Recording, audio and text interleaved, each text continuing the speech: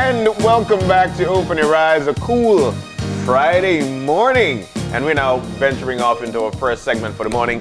25 years of the Image Factory. Now to tell us more, we've got Yasser Musa. He's on the screen. It's like you're right here with us, Yasser. Good morning and welcome.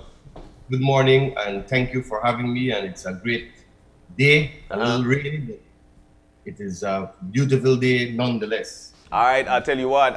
First and foremost, that glasses look all right, my buddy. Looking good for the morning. Looking good. Okay. So let's jump on into it. 25 years of the Image Factory. We know what it means to our country, especially to us here in the city. There's so much going on there. Let's talk about the inception. How did it come along? Well, it started off as just an idea where we would have this space, but bigger than just a space, that we would have a physical space, so to speak, that we would have a space for people to bring their ideas so that the public can consume those ideas. So it's really started off, the Image Factory started off as a negotiation with our small society, and I believe over the 25 years we have continued that negotiation where we, like ping pong, we go back and forth with our plans and activities and publications and exhibitions and all the things that we have been able to do. Okay. When you say ideas, what kind of ideas are we talking about here? Well, a multitude, and one of the, I would say, achievements, if I can call it that, of the Image Factory is that we tried our best, baffle as we always say, to not interfere with the aspirations and the intentions of our collaborators, the people we collaborate with, in the sense that if we are collaborating with artists or poets or publishing some book about whatever it is, we've done all kinds of things. We've tried not to interfere with exactly what the trust of the idea would be. So if you then add up, as you asked just now, all the ideas that we have documented, then there is a huge range of things that range from photography to sculpture, right up to anthropology and history and archaeology. So it will be difficult to make even an attempt to say, okay, these are the ideas. You know what I mean? Yeah. Well, first of all, I just want to say, because we can officially say it now, congratulations to you and to the other artists who kind of just had this seed that you planted 25 years ago. We know the last time we spoke to you, you had your open call for submissions. And so that is a part of what's going to be the celebration today. Tell me about a little preview about some of the stuff that you have received. Well, we have two major actions that we are doing today in order to commemorate, because I think it is important to acknowledge the day. The first one, as you mentioned, is an online exhibit called You Are Invited. And that is already online at yassermusa.com. I am not using the Image Factory web right now because we're revising that entire web going forward to the next 25 years. And so we are deciding on how we will develop a new web.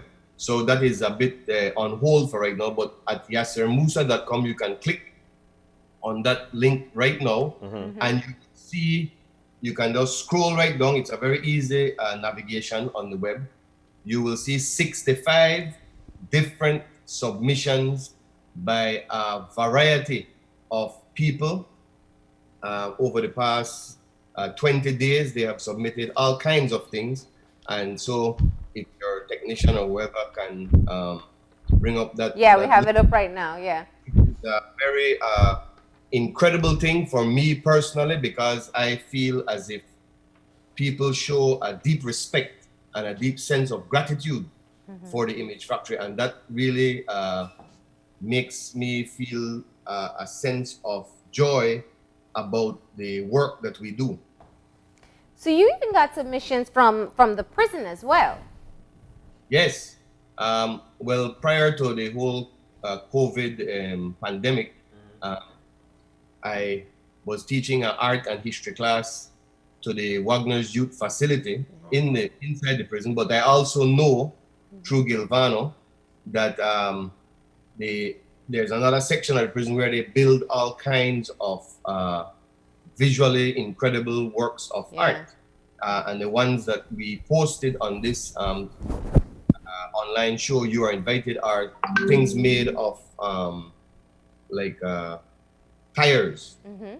So yes, the range is incredible. And I have to say, from all over the country and all over the world, if I can say that, some from Mexico, Salvador, Guatemala, Cuba, the United States. So we are very grateful for that range of submission. Different mediums as well, we're seeing. Yes, photography, poetry. Some people wrote messages, notes, an essay, installation, video. There's an incredible video by Jalen Craig, the dancer, the choreographer, who collaborated with her former classmates from her dance school in New York, and they're from all over the world, and they did a collective dance that is, if you click the video, you will see that the collaboration is compiled in a very short video clip, which is an incredible, not just in terms of the dance to witness, but also to have that idea to bring it together and submit it. I really appreciate everybody's submissions from that standpoint. Now, Yasser, I know you try to make a practice of it, but it's very difficult to separate you personally from what the Image Factory has been able to do. And as these submissions came in and you saw the reflections and the manifestation in whatever artwork they put together, what was that like on a personal level? Well, yes, it is very easy for me to fall into the regular pit of my ego because artists are driven by ego. It's a kind of delicate balance when you're being an artist because you live in such a solitude type of space in order to think and in order to develop your ideas and be creative, if you want to call it that. But this morning when I woke up, the first thoughts that were in my mind were of first my parents, because not only have they provided the space for 25 years, the physical space of the factory for free, but more importantly, what I think is valuable from a personal standpoint is the intellectual and psychological space that they provided from when I was a child, which is that you can absorb the world through books and reading and conversation and respect for others and listening. And it is through listening that we are able to collaborate, because then we are able to hear and understand what others are saying and what they're doing. Also, I thought about Pamela and my wife and my children, because while I might want to accept the accomplishment of 25 years, without her and her ability to keep the accounts, so to speak. Because to run an organization is not just, oh, wow, these things are amazing, these exhibitions are beautiful. It involves cost, and it involves management, and it involves a very strict discipline as it relates to accounting. So my family circle, yes, is very important, and sometimes people often neglect that. I have never separated those things from my public or private side. I think it is all integrated. The same way art and your life has to be integrated. Yes, sir. So we've spoken so many times here on Open Your Eyes about this pandemic and what it is doing to one's mind. And for the most part, we've been hearing about all the good news in terms of new publications, new art, and people are actually trying to find their way. And I want to single you out personally, in terms of this pandemic, and for the fact that you might have had some time to think, you might have had some time to do something new. Is there anything new for you when it comes to your publications or your art? What's going on there? That is, I think we all face it. I would want to say, in the context of the Image Factory and the work that I do, the idea of an ideological force. I spent a lot of time over the past couple months thinking about what is the ideological force of things that have been done with Image Factory and through Image Factory. Always, to me, comes down to this collaborative ecosystem, which involves creativity, community, and making every attempt to tell our story, because we've been fed a healthy diet of history. And as you know, especially in Belize, which I've observed and studied for many years, comes with a huge systemic bias towards celebrating those who have power. And it is a very clear moment now for us to recognize, acknowledge, accept that the story of those who have been oppressed historically needs to be unraveled, because they have been erased. It's not like they're not there. It's not like it is non-existent. It is that they have been erased. So it is our responsibility now, especially in this moment, as you say, to unearth the resistance and the fight back of our people throughout history. And what does that have to do with art? It has everything to do with art, because art is only the expression of our story in the now moment. But it has a long legacy, a long tradition of human history, of development over time. But the practice of art today, which is what the Image Factory is focused on in terms of contemporary art, the practice of art is trying to recognize the environment that you're in, the human and the natural environment that you're in. Wow. You know, I can't help but think of all that we have seen. I mean, just in the media, the amount of coverage that we've done in going to exhibits, usually the day before they open or the morning of, and showcasing to people what you would be putting out. And I'm watching everything just scroll on the TV right now. And I can't help but think, you know, the pandemic has forced us into a virtual realm that many of us maybe weren't ready for, or some were already embracing. What do you think this will mean for even the trajectory of things like exhibits and for showcasing art or creating art? You are doing your 25-year exhibit online, of course, because of the pandemic and restrictions. But what does this mean for the future? Well, let me address it like this. You mentioned the media, right?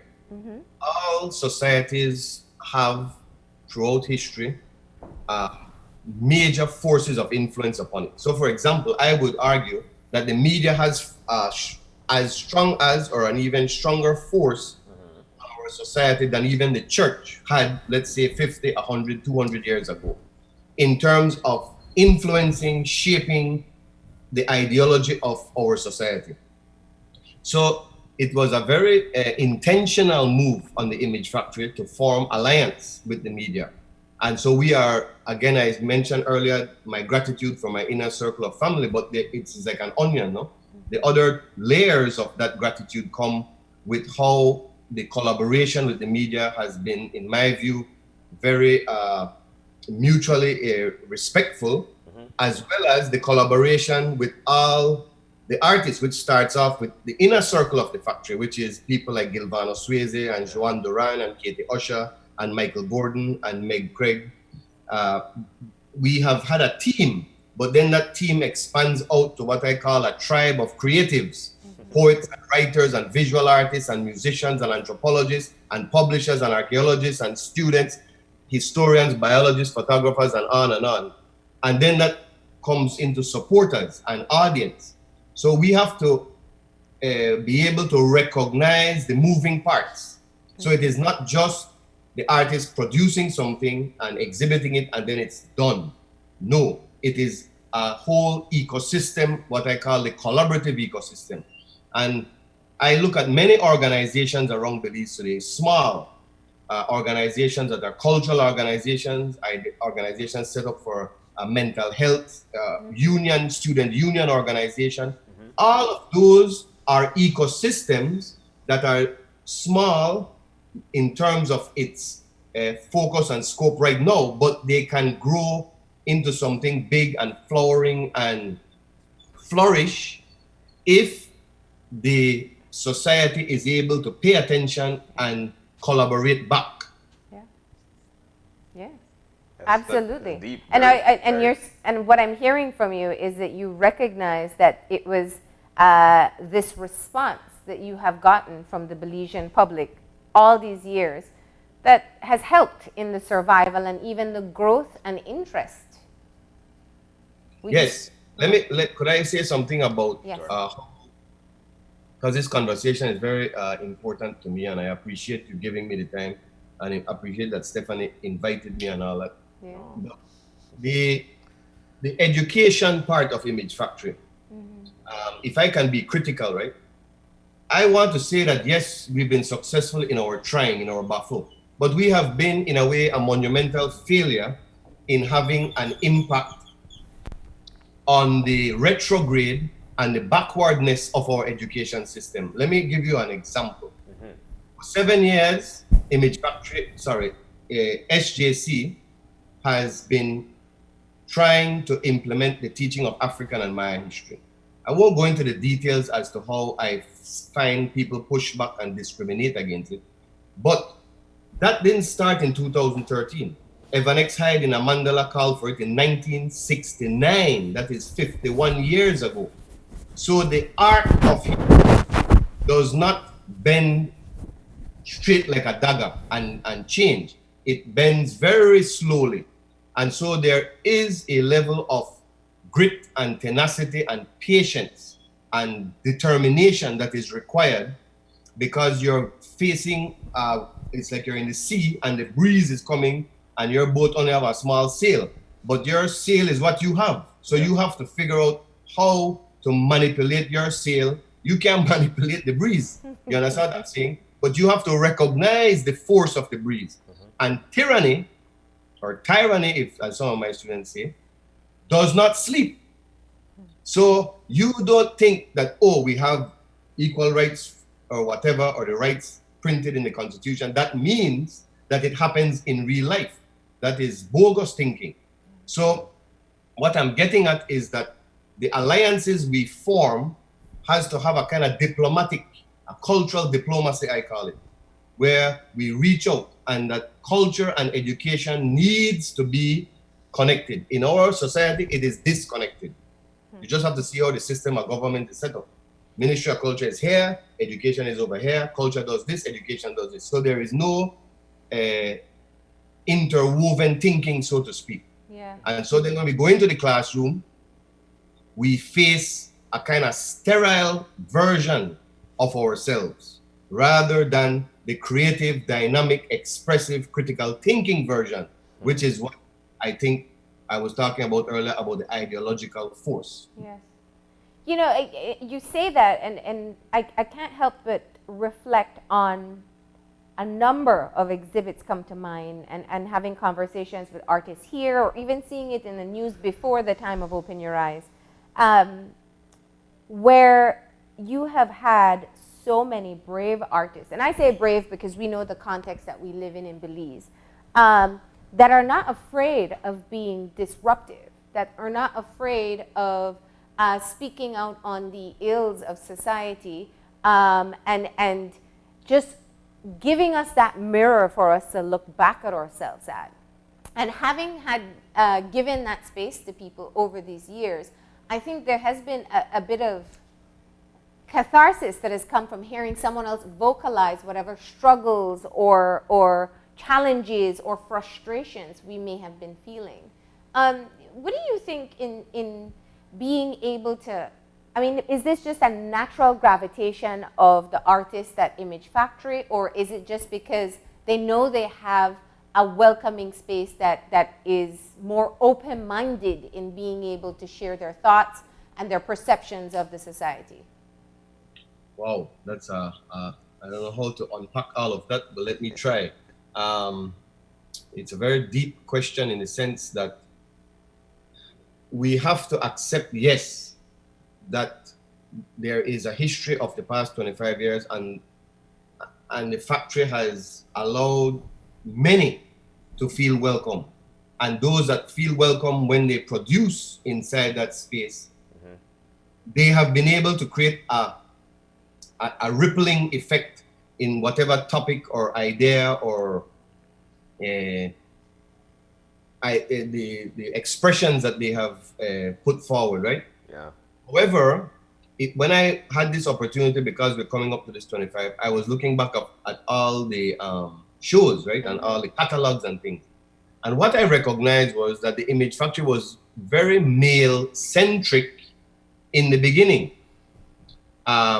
Very patriarchal in the sense that if you look at the catalogs, they're lone man artists. And it was very, and we thought we were doing a great thing, right? In those moments, 96, 97, 98. Yeah. Then comes along in the 21st century, artists like Brigida Haylock and Katie Usher, to name two, who started to talk about other things and open up this space of what creativity and art and expression and exhibition is about. And I believe that those contributions created a radical shift in our pathway. So while we're going along happily along one path, then the artist takes us this way and that way. And I believe this is the important dynamism that has to be ongoing in the next 25 years, if we can call it that. Because what is beautiful about art is that you don't know what's coming next, and you don't know what the artist will do. So you have to be prepared and open to listen to your own bias, to your own prejudice, in order to open up and be more inclusive. Now, let me be very brutally honest with this. That sounds like an amazing thing. But there are, again, the forces that are the wind, the tyranny that is pushing against that. No, man, you are not supposed to be expressing yourself in that. That is off limit. That is, and so we can't be naive to think that many of the artists and poets and musicians and people that are expressing themselves today are not discriminated against because of the style and content of their work. Yeah, which is, I mean, I kind of opened the statement a bit gently in saying we know what society, but victimization is real. And there's certain parts of perceptions and views that we've seen from the very artists at the Image Factory that we don't necessarily want to see in ourselves. You know, I remember Katie Usher, was it writing or painting on the wall? When she had all the list of people who'd been murdered, I think in just recent time. We've had the Bembe exhibition, we've seen that. Brigida has been very, I think, just raw and honest in some of her art. And of course, these are just two females that I'm thinking because you mentioned them, but there's so, Keo, you know, has come here right on the show and talked about, what's the name of the poem again? The media is going to, the revolution will not be televised. Performed it live on air right here, you know, and it's a critical piece about media, about television media. So it's a bravery, and I get in a sense too that clearly you've just offered a space where they're comfortable to do so. But let's talk real talk now. 25 years later, all the artists that you've worked with, how many of them are able to sustain themselves on art alone? Well, that is always the, I would call it the paradox of art. For example, I would say, well, in the world, there are statistics. We don't keep statistics in Belize on anything, much less art. But in the world, for example, in the great United States, I use great in quotes, less than 0.5% of artists are able to sustain themselves. And within that 0.5%, less than 1% of that 0.5 are millionaires. So when you see the Beyoncés and the Jay-Z's of the world there, they represent 1 out of 100 million people who are artists. So it's like people who play football. When we see Messi and Ronaldo, whatever the name of the other guys that they all celebrate, we don't count the next 1 billion people who play football. So the first question is, so if art does not sustain you financially, therefore we should have no art. And obviously that is a ridiculous notion, because art has been around for 80,000 years. Yes, we need to fight for the rights of artists, and I would always advocate for an artist's bill of rights, so to speak. Yeah. But we need to be very clear that there are people making art. Let me give you a good example. Michael Gordon has been making art since I met him in 1996, 1 year after the Image Factory was opened. And from a financial standpoint, yes, he has been able to support himself marginally. And when I say marginally, by any UNICEF standards, it's not real. But he has made more art than probably 100 other Belizean artists combined. Wow. So there's always, the conversation is very fluid in that regard.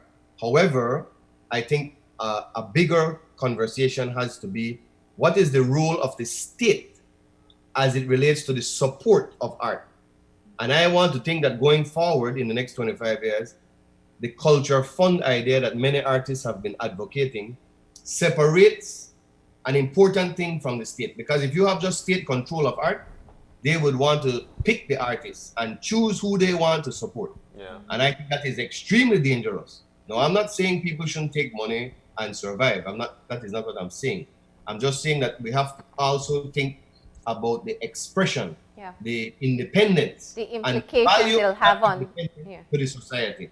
So in a culture fund scenario where you have state actors, community actors, and cultural actors coming together to look through small proposals for artists to be funded. And when I say artists, I mean with a capital A, researchers, poets, writers, whoever. Yeah. Then that opens the door for a greater productivity, meaning you will get products after that. You give a grant for something, they will produce something.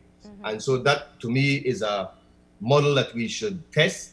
And the only caution I put there is that the state should not be the heavy hand. Now, that's easy to say on this Zoom. Yeah.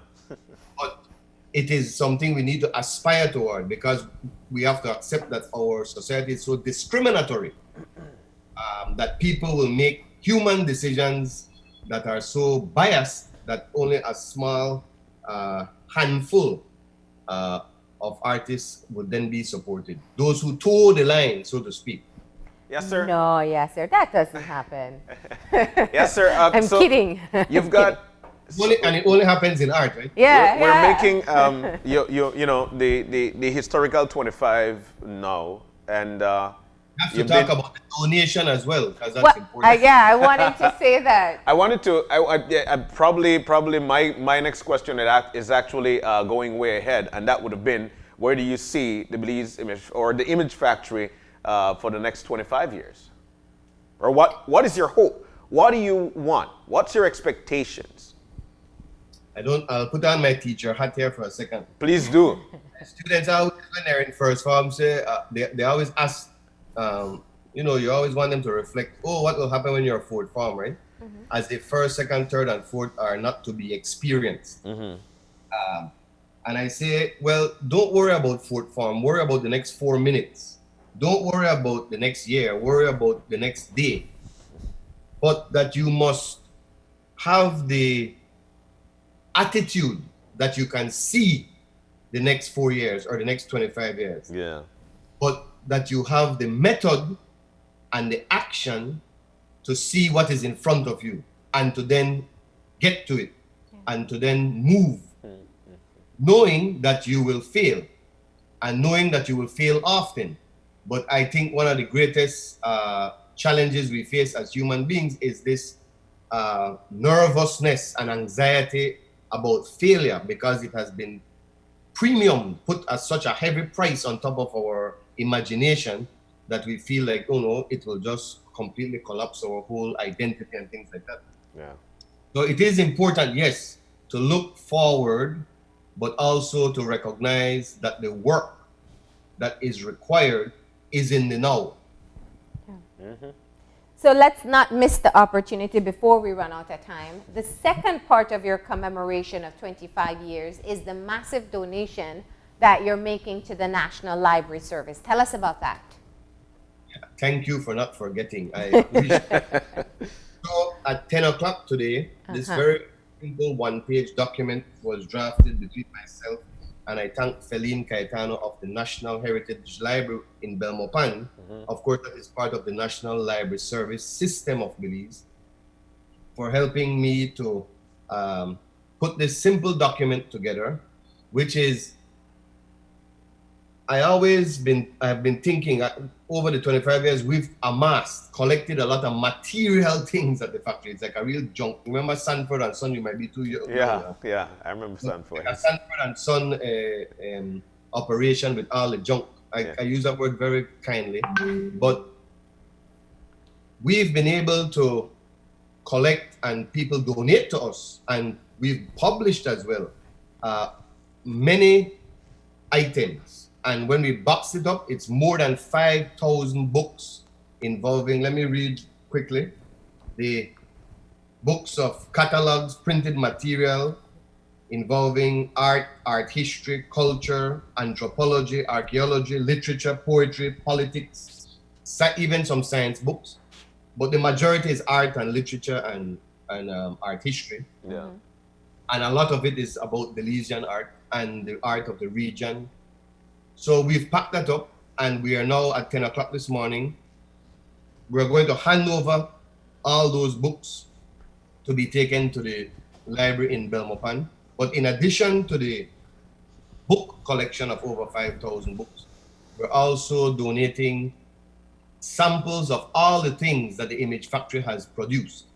And we will spend the next 3 to 4 years digitizing that, and hopefully at the 30th anniversary, launch a completely digital space where people can download everything that we've published for free.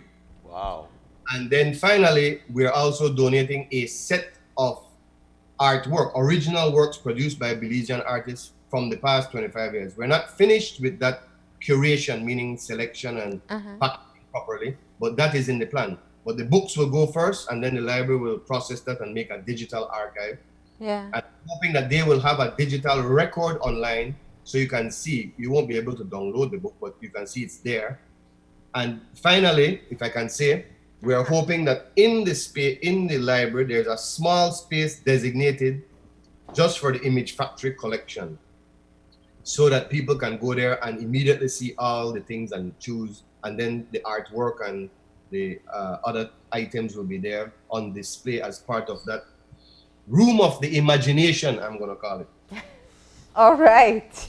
Well, we do want to say thank you for joining us this morning and for telling us all about how you're celebrating. People can go and check out the exhibit. It's at yassermusa.com, and it is literally an invitation to anyone and everyone all over the world.